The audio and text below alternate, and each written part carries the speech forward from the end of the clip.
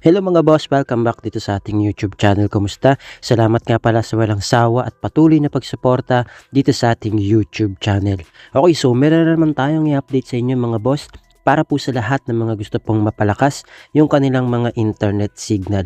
Lalo na po kung alam nyo pong dead spot dyan sa area nyo, pwede po kayong pumunta sa bayan, sa palengke o kung saan man po kayo makasagap ng maganda-gandang signal. Okay, so itong tutorial natin mga boss ay good for all networks.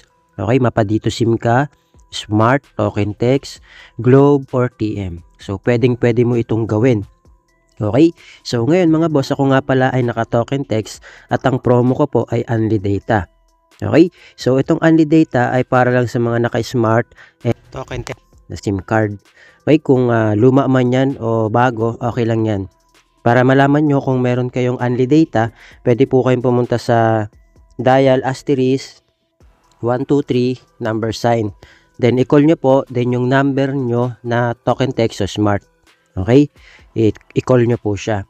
Pag may nakita po kayong Unli Data, congratulations po. Pero kung wala, pasensya na po kasi selected SIM lang po yung merong Unli Data. Okay? Nakadepende po kay Lolo Smart yan kung mauulanan ng Unli Data yung mga SIM card nyo. Okay? Selected SIM lang yung merong ganyan. Kung wala talaga, pasensya na po. Okay?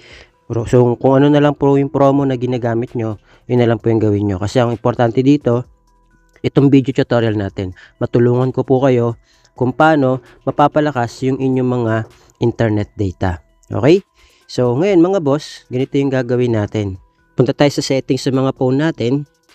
Punta tayo sa connections, mobile networks, then i-click po natin tong access point names or tinatawag na APN. Then mag-add tayo mga boss.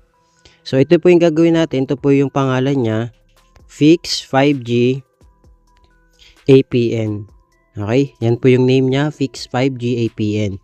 So, ito po ay hindi para sa mga naka 5G phone lang. So, yung phone ko po ay 4G supported lang. So, 5G is like a 5G lang po o yung speed niya is like a 5G. Okay? Sana nagigets nyo po. Then, itong APN natin, ito po yung lalagay nyo. Fix 5G .internet. Ayan, yan po yung lalagay nyo. Click natin yung OK. Then, yung username niya mga boss, ito po yung lalagay nyo. At fix APN 5G 2025. 2026 pala. Yan. At fix APN 5G 2026. So, click natin yung OK. Then, yung password niya, ito po mga boss.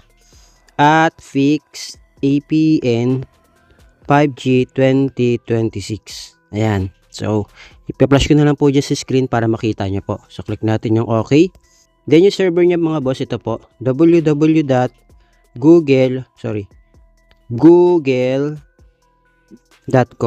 Ayan. Ayan po yung server niya. Click natin yung OK.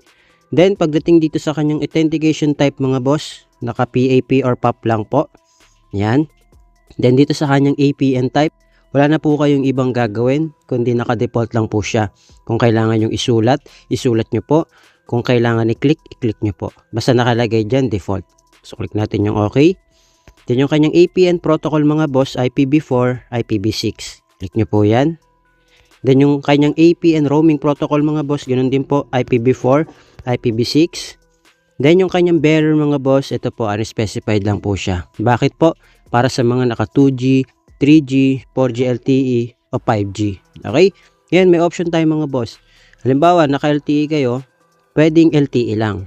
Pwede rin naman dalawa, unspecified tsaka LTE. So, nasa inyo na po yan. Pero sa atin kasi, unspecified lang para po sa lahat na yan. Okay? Mapa 2G, 3G, 4G LTE o 5G.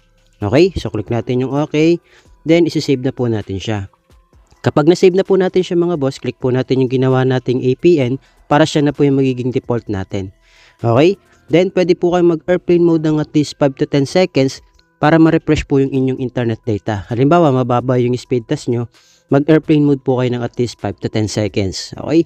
So, halimbawa, speed test tayo mga boss, download na po kayo nito sa Play Store, available naman to. Okay? Download na lang po kayo ng speed test na to. Download po kayo. So, dapat yung ping nyo mga boss at least 15 to 25 pababa lang na MS nyo. Tapos yung download nyo, basta tumaas yan. Okay? Tapos yung upload nyo mataas din. Okay? Kung halimbawa, yung ating download ay nasa 19 lang, halimbawa hindi ako satisfied, pwede pa ako mag-airplane mode. Okay? So, nasa inyo na yun mga boss ha. Basta yung ping nyo, mababa lang. Okay? 15 to 25 ms, pwede na po yan. Okay? Yung upload nyo, okay, that mataas din po yan. So, kung halimbawa mas mataas pa dito sa inyo mga boss, halimbawa yung download nyo maabot ng 50, 60, yung upload nyo maabot ng 10 pataas. Okay? So, kasi hindi naman tayo pare-pareho ng internet signal. Kung ganun mga boss, mas malakas pa dito kaysa sa akin, okay, edi congrats kasi mas mataas yung inyong internet speed. Okay, so try natin siya sa YouTube, okay, para malaman natin kung kaya niya mag-play ng 12 hours video with the 1080p. Yan, hintayin lang natin mga boss. Yan, search tayo ng 12 hours video. Ito. Yan. Ito yung madalas kong i-play mga boss. Yan. So kung makikita nyo naman, mababa lang yung ping natin. Tapos yung download, upload natin, mababa lang din. Okay? So, dito natin makikita yung mga boss. So, play tayo. Tatasan natin yung resolution niya. Gawin natin siyang 1080p. Okay? So, pwede natin siya i-forward. Okay? Ayan, kung makikita nyo, nagpe-play naman siya kagad mga boss. So, depende pa rin yan sa area mga boss ha. Okay? Ngayon mga boss, pwede po kayo mag-feedback sa akin or dyan sa comment section kung kaya pong mag-play ng 12 hours video na naka 1080p o kung kaya pang mas mataas sa 1080p, mas maganda. Kasi di naman tayo pare-pareho ng internet signal. Okay? So mag-feedback na lang kayo mga boss kung working po sa inyo to. Feedback na lang po kayo and pwede po kayo mag-comment para alam natin kung hanggang saan maabot yung ating video tutorial. So I hope na gumana po sa inyo to mga boss ha. Mag-feedback na lang po kayo. Marami pa po tayong i-update sa inyo kung paano po kayo makakasagap o mapapalakas yung inyong mga internet signal. Marami pa po tayong i-share sa inyo ng mga video. Okay, ayan o, kahit i-forward natin, nagpe-play naman po siya. Pwede yan sa mga online games. Okay, pa-feedback na lang po ako. Kung halimbawa yung inyong download ay mas mataas pa kaysa sa akin, yung upload nyo mas mataas din kaysa sa akin. Okay, goods na yun mga boss. Kasi ulitin ko po, hindi tayo pare-pareho ng internet signal. Okay, so yan, makita nyo mga boss oh. Diba? Pina-forward na natin. Partida mababa lang yung ating download tsaka upload. Ayan, naka 1080p yan. Pero nagpe-play pa rin siya. So depende pa rin yan sa area mga boss. Sa airplane mode lang po kayo kung alam nyo pong mabagal o mababa yung inyong internet speed. Okay? Para ma-refresh yung inyong internet data. Okay, mas maganda mga boss, yun airplane mode nyo po yan. Kasi para nare-refresh yung inyong data. Okay, para bumilis. So, yun lang mga boss. Maraming salamat. I hope na gumana po sa inyo tong video tutorial natin. Marami pa tayong share sa inyo. Pwede po kayong mag-share o mag-comment dyan kung ano pa yung mga pwede natin gawing tutorial para makatulong po sa inyo.